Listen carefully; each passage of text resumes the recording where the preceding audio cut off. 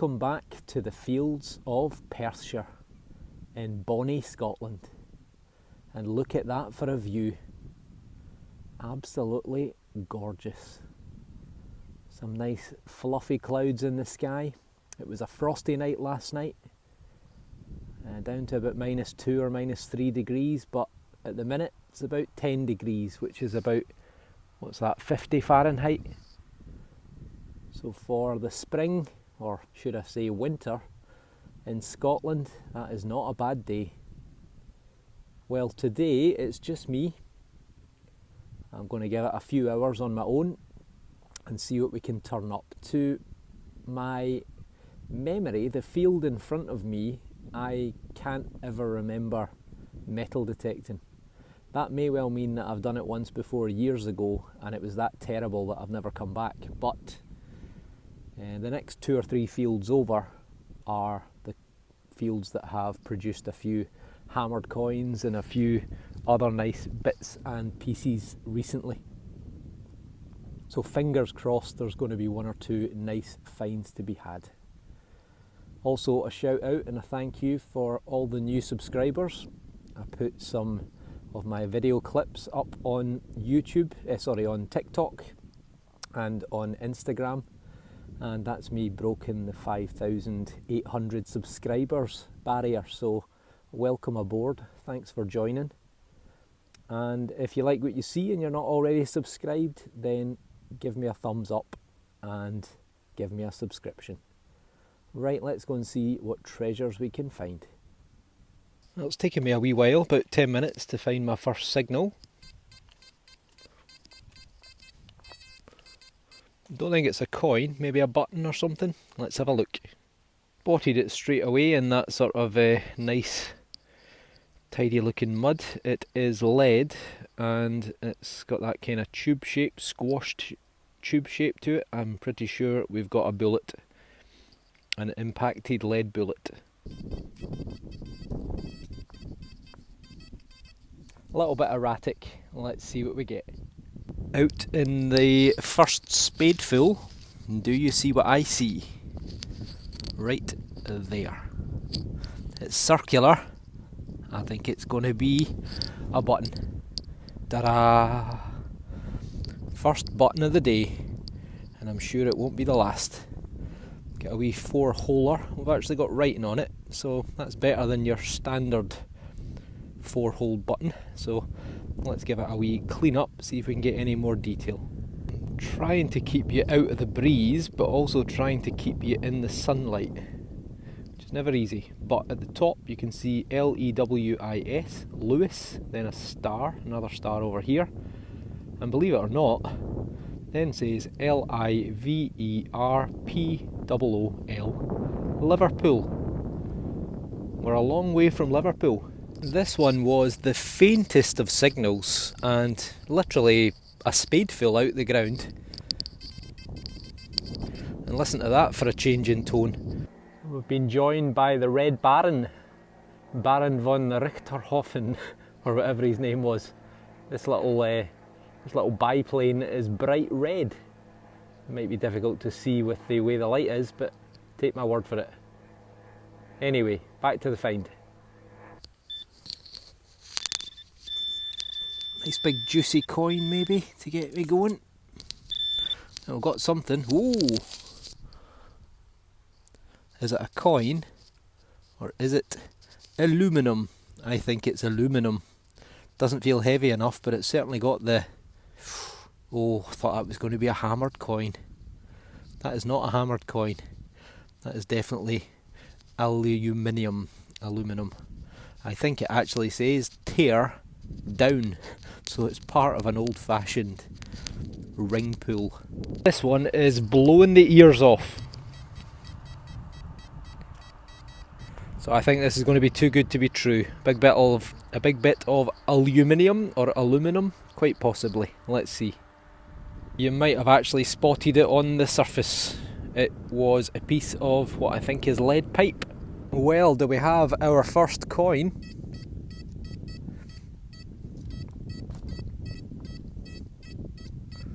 Sounds pretty good. Let's see. Okay, we're out the hole in the first dig. That it there. That is it there. That is not a coin. That is a huge big lump of lead, or half a lump of lead. The biggest spindle whorl ever made, maybe, broken in two. Let's give it a wee rub-a-dub and see if we get any detail. There is no detail on it. That is some sort of lead weight. You can see it's got a hole in the middle. Would have been a sort of donut shape originally. It's very heavy. Half of that probably weighs an ounce and a half. So it was probably a 2 to 3 ounce weight originally. And clearly has broken in two and been thrown away. Could be quite old though. It's crudely made. It's not particularly well designed. You can see it's fatter at one side, thinner at the other. It's not a perfect circle or half circle. And even the hole isn't very well done. Could that be medieval?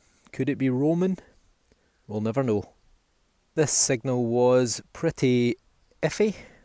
It wasn't a particularly good signal. It was something that was small. I thought it was maybe going to be a bit of junk, but we've got our second button of the day. It's a small one, not particularly old again, probably 1900s, 1950s, but it's a find. I've been noticing as I've been walking around that I keep feeling like I'm getting spider webs on my face, and it's only when I turn round there into the sun at this particular point. Look at that. The field is absolutely alive with spider webs. Look at it. It's literally a sea of spider webs. The field is just like waves passing across it. Isn't that incredible? There must be a huge hatch. This is a sort of phenomenon that happens a couple of days a year when you get the right temperatures and all the spiders start to come out and float about in the wind. Not amazing. This one is a good sound.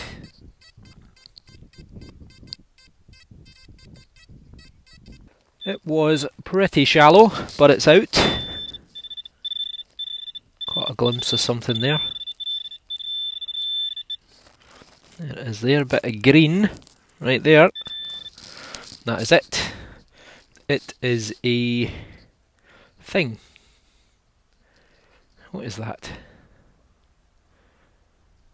It's a...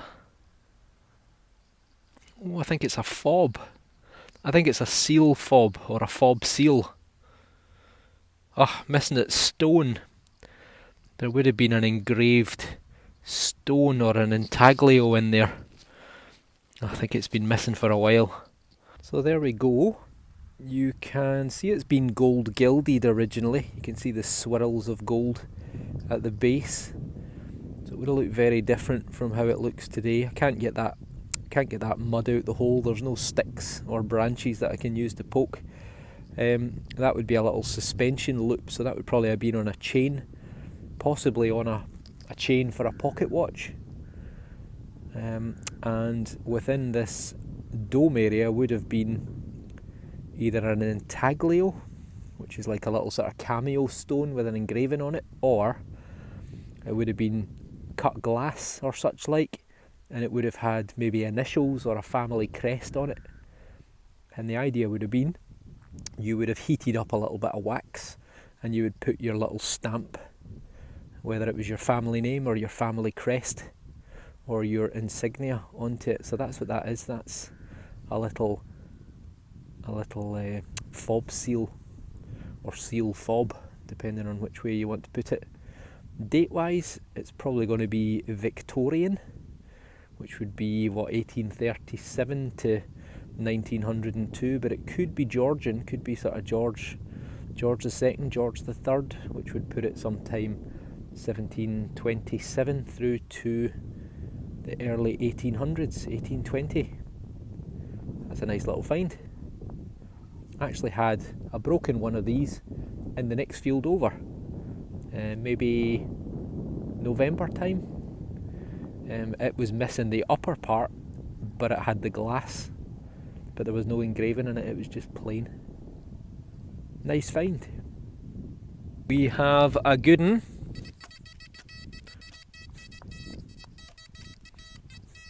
It is a coin. Do you see what I see? Right here.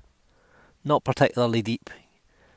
I saw it as soon as I threw the spade down, and we have got Gorgeous George, George V. This is the reverse. We have got Britannia seated with the Roman style helmet, centurion sort of helmet, and the three-pronged trident.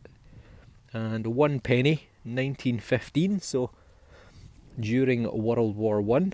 And we've got Georgius V, by the grace of God, King of the Britons, Defender of the Faith, Emperor of India. So George V.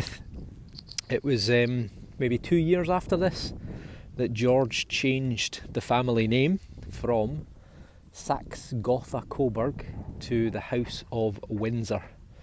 And that's because he was at war with his own cousin. Kaiser Wilhelm of Germany, or the Austro-German, or was it Austro-Hungarian German Empire, something like that.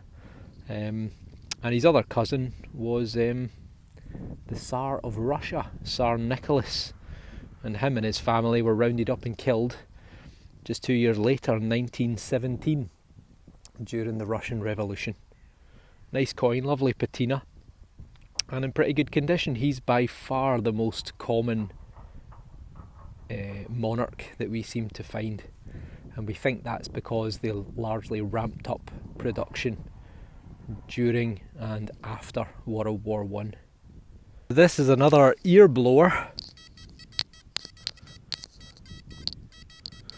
Could it be a coin? Could it even be a silver coin? Let's see. And do you see what I see? Look at that, spade full. Look, popping out the side, we have silver, I think. Not deep at all. Not quite in the clod. Well, it kind of is. It's got a milled edge, so it's not particularly old. Nope. Dropped it. Shock horror. Right. So we have got a silver coin. It's not a spendable. It's the wrong size. And the wrong colour. It's Gorgeous George again. George V. Now the question is, what is it? It's not a threepence. Is that a shilling? Maybe. I think it is. Yes, I can see the word shilling at the bottom. So I think it... Oh no, it's not. It says sixpence, not shilling. My eyesight is not what it used to be. Right, we've got a date of 16, so it's going to be 1916. So almost slap bang in the middle of World War I, and only a year out from the penny, which I got about 10 minutes ago. Let's give it a wee rub-a-dub on the trousers and see. Surprisingly, it's not in the best of condition, but you can clearly see a lion, a crown, 1916, sixpence. Then it says Fid, Def, Ind, Imp, Defender of the Faith, Emperor of India. And on the other side, bit better, Georgius V, by the grace of God, King of the Britons. And there he is with his big moustache, looking to the left hand side. So this is a sixpence, which, as the name suggests, would have been 6 pence. And 1916, that was the year of the uprising in Ireland, the Easter Rising, as it was called. Took place in Dublin. They made a proclamation at the GPO, which was the General Post Office, and they then ended up fighting. Hundreds of people lost their lives, and the British gained control of Ireland again, only for them then to make a fatal error, which was to make martyrs of some of those that they had captured by shooting some of the ringleaders. Amongst those executed was one of the ringleaders was a man called James Connolly. And James Connolly was born in Edinburgh in an area known as the Cowgate, which is sometimes referred to as Little Ireland because that's where a huge number of Irish immigrants ended up. And James Connolly was born and raised there. He was fatally wounded during the Easter Rising. He would have undoubtedly have died from his injuries within a day or so, but the British took him and others to Kilmainham jail in Dublin, and they were executed by firing squad. And James Connolly was so seriously wounded or injured that he was brought in on a stretcher. I can't remember if he was either tied to a chair or tied to a stretcher to be shot, and that turned them into martyrs. And what was a rising that was largely not supported or was not particularly popular in Ireland gained rapid pace. So there you go, a little bit of history about 1916 and George V, not James V. Brilliant, nice coin, and always good to get a bit of silver. I've hit an area of coke, charcoal, just constant everywhere I go. However, I've managed to winkle out a little find. At first I thought it was going to be a coin. You see the circular shape there, but it looks like a ring. Oh no, it's not. It's actually even worse than that. It's a thing. It's a pipe fitting. Damn it.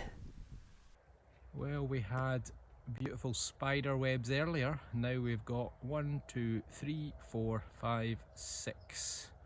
I think 7, because I think there's still one lying down. 7 little roe deer with their big white bums. So there you go. I'm turning into the David Attenborough of the metal detecting world. I was expecting this to be a piece of charcoal, and it's not. It's a piece of lead, and I don't know what it is. It's almost got a sort of shape that it looks like it would have been like almost like a church window, you know, with that sort of point at the top. Don't know what that is. Piece of lead. I'm sure Cleggy actually got something like this the other day when I watched his video. But it is definitely 100% made of lead. Any idea, anybody? And let me know. Well, that is my final find of the day. I have to get home, but what a day it's been. I've only managed a few hours, but look at that for a view. Absolutely stunning. Thank you all for watching. Not a bad day. A piece of milled silver, a penny, a Victorian or Georgian era fob, and obviously that big half piece of a lead weight. I'm sure that there'll be more to come from this field, and I'll get back out here just as soon as I'm able. So thanks for watching, and if you don't already, give me a subscription, and hopefully I'll see you on the next dig. Take care, everyone.